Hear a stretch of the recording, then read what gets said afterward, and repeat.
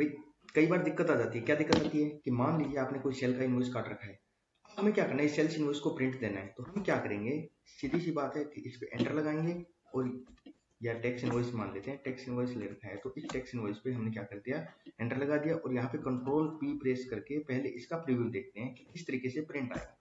अब यहाँ पे हम प्रिंट देखते हैं तो क्या होता है, यहाँ पे न तो HSN कोड आ रहे हैं, उसके बाद में न GST की डिटेल आ रही है, GST की समरी भी नहीं आ रही है, और नीचे अपने को और कोई डिटेल देनी है एक्स्ट्रा वो भी नहीं आ रही है।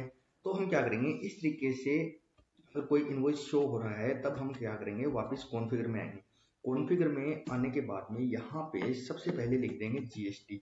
अब यहाँ पे अपने को क्या कह देना है, सो GST एनालिसिस। इस GST एनालिसिस पे एंटर लगा दिया तो ये क्या हो गया, यस हो गया। अब यहाँ पे जैसे ही प्रीव्यू में जाके दोबारा देखेंगे तो नीचे नीचे शो हो जाएगा GST एनालिसिस की टैक्सेबल वैल्यू क्या है, कौन सी टैक्स की रेट का हमने आइटम काटा है। अब यहाँ पे जैसे 3-4 आइटम एक साथ काटे हुए होते हैं हमारे, तो वो सारे के सारे क्या हो जाते, एक साथ एनालिसिस में आ जाते हैं। जैसे मान लीजिए कि 2 या 3 आइटम किसी एक बिल के अंदर कटे हुए हैं अपने,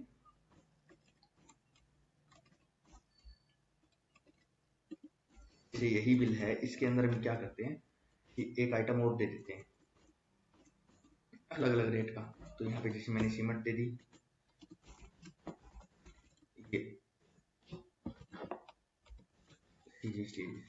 अब यहाँ पे इसका अपन प्रीव्यू देखेंगे तब दिखाएगा, ये नीचे जाएंगे तब ये देखिए 9% का इतने रुपए का आइटम है और 28% का 18% का इतना है, 28% का इतना है, टैक्सेबल वैल्यू अलग आ गई, इसका GST CGST HGST सब कुछ अलग अलग आ गया। इस तरीके की अगर रिपोर्ट नहीं आती हो तो हम क्या करेंगे, कॉन्फ़िगर में जाकर उसको यस कर देंगे। अब देखते हैं HSN, तो यहाँ पे हमने लिख दिया HSN, तो शो HSN को यस कर दिया। उसके बाद में जैसे ही प्रीव्यू में जाएंगे तो यहाँ पे इन सबके HSN भी दिखा देगा, ये HSN का कॉलम आ गया और यहाँ पे HSN शो हो जाएगा।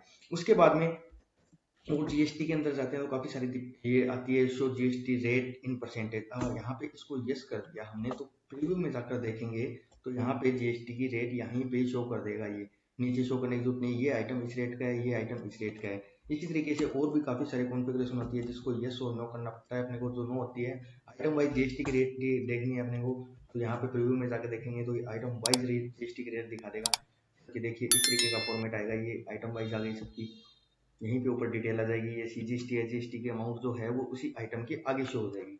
अब अपना बिल आएगा, इस इनवॉइस आएगा अपना इस तरीके से प्रिंट। अब इसमें क्या रह जाता है, अब जैसे बैंक की डिटेल देनी है अपने को, इनवॉइस के लास्ट के अंदर क्या करना है, बैंक की डिटेल देनी है। कई बार क्या होता है कि पार्टी को बिल भेजते हैं तो बैंक की डिटेल मेंशन कर देते हैं, तो यहाँ पे बैंक डिटेल यस करने के लिए क्या करना पड़ेगा, कॉन्फ़िगर में जाएंगे। जैसे मैं उस रेट को आइटम वाइज को हटा देता हूँ क्योंकि इनवॉइस का फॉर्मेट जो है वो थोड़ा लैंडस्केप में हो जाता है उसमें। अब यहाँ पे बैंक लिख देंगे। अब बैंक लिखने के बाद में शो बैंक नेम को यस कर दिया, फिर बैंक नेम में जाकर हमारे पास जो भी बैंक है उस बैंक का नाम लिख दिया यहाँ पे, और फिर टेबल में जाकर देखेंगे।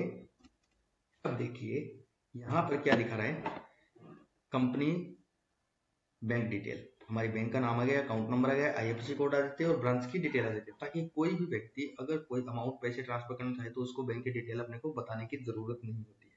ठीक है, तो इस तरीके से हम बैंक की डिटेल भी मेंशन कर सकते हैं और GST एनालिसिस डिटेल वगैरह और कोई भी कॉन्फ़िगरेशन GST की सेटिंग करनी हो तो आप कॉन्फ़िगर में जाकर यहाँ पर टेली प्राइम में सेटिंग कर सकते हैं। अगर दोस्तों वीडियो अगर पसंद आए तो सब्सक्राइब जरूर कीजिएगा।